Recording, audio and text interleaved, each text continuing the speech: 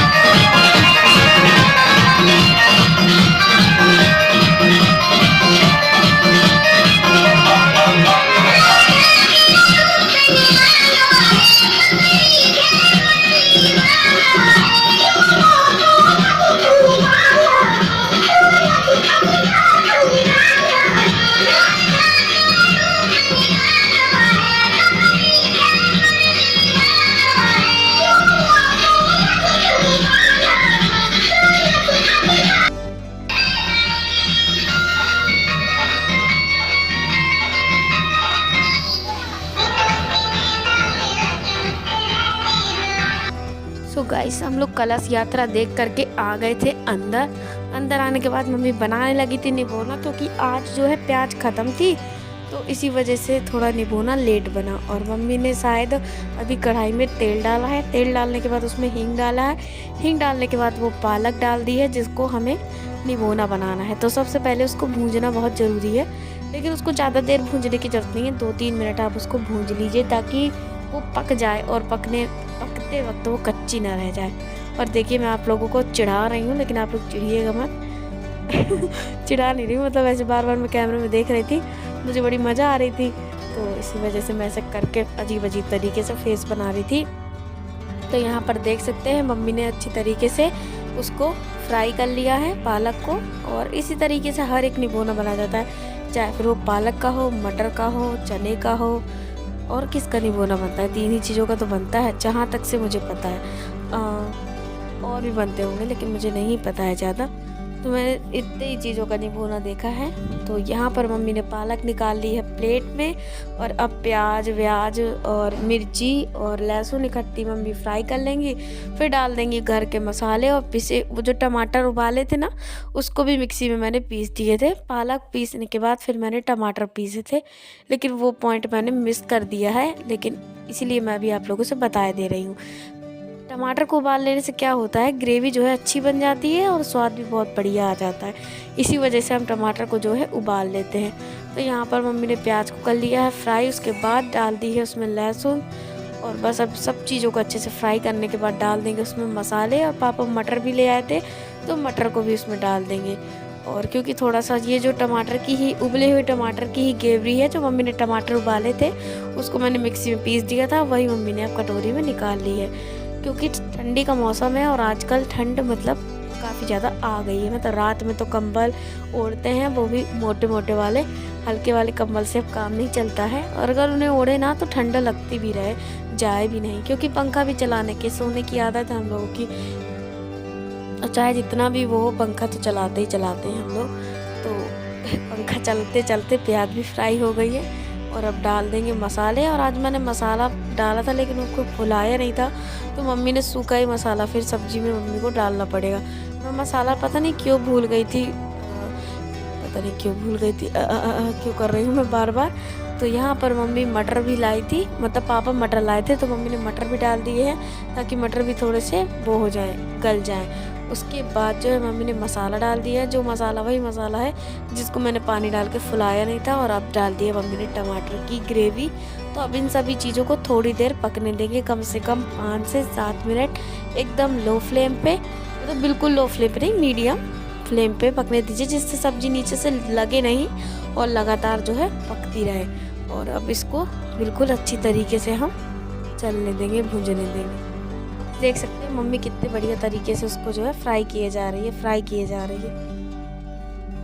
और इसमें मटर भी डाला है, इसमें प्याज भी है, इसमें सारी चीज़ें हैं। बस अब बारी है पालक का जो पिसा हुआ घोल है, बैटर है, उसको डालने की। क्योंकि सब्जी जब तक अच्छी तरीके से फ्राई नहीं होती तब तक वो अच्छी बनती रही है। तो यहाँ पर सब कुछ मसाले वो हो गए हैं और मैं मम्मी से बता ही रही थी कि भागवत हो किधर रही, क्योंकि मम्मी को नहीं पता था, बेचारी मम्मी को। तो फिर मैंने आकर के बताया कि मम्मी यहाँ भागवत हो रही है। तो एक होटल है जहाँ मैं समोसे खाया करती थी जब मैं 12 में पढ़ती थी, उसी होटल वाले के यहाँ जो है भागवत हो रही है। तो वही मैं मम्मी को बता रही थी कि उसके यहाँ हो रही भागवत। तो मम्मी को सुन के अच्छा लगा, हाँ चलो अच्छी बात है। उसके बाद मम्मी ने पालक में कढ़ैया डाल दी, तो कढ़ैया में पालक डाल दी और अब उसमें पानी डाल लेंगे, क्या बोल रही हूँ मैं। और देखिए पूरी सब्जी हरी हो गई है। मतलब देखिए अगर हम इसकी सब्जी बनाते तो हरी हो जाती है, और अगर हम आलू की सब्जी बनाते तो पीली पता नहीं क्या हो जाती है वो। और तो उसमें तो टमाटर भी रहता ना, तब भी पीली हो जाती है बेचारी। तो इसके बाद अब इसको तो रख दिए पकने मम्मी। और अभी यहाँ पर आटे को मार रही है। आटे को मारने के बाद उससे रोटियाँ बनाएंगी बढ़िया सी, और उसके बाद आप लोग आकर के खा लीजिएगा। चावल मम्मी ने पहले ही बना दिए थे, मैंने आप लोगों को दिखाई दिए थे। और अब मम्मी यहाँ पर आटे का बढ़िया सा डो तैयार कर रही है। पापा भी आए थे अंदर कुछ सामान लेकर के, तो पापा ने भी कुछ सामान दिया है। ये देखिए मम्मी ने आटे को गूँथ लिया है। कितने बार बताऊं, वही तो आटा है, वो इसी को तो मम्मी गूँथ रही है, उसी की रोटियां बनाएंगी।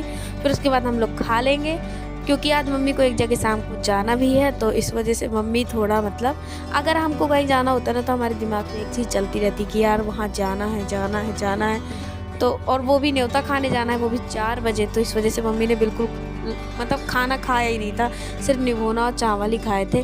तो यहाँ पर लग गई है थाली, प्यारा सा निभोना, प्यारी सी मुरियाता और प्यारा सी रोटा, मतलब प्यारी सी रोटी। और एक साइड में रखा है ये सोहन हलवा, इसे आप लोग भी खा लीजिए, और चावल।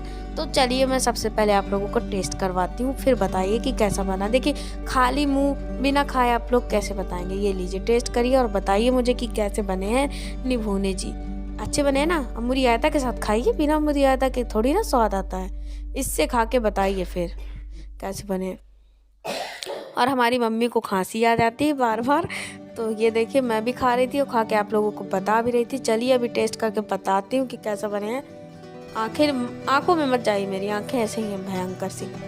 तो अभी मैं फ़िलहाल में सब्जी में आलू ले रही थी वो निभोने का, तो वो आ नहीं रहा था।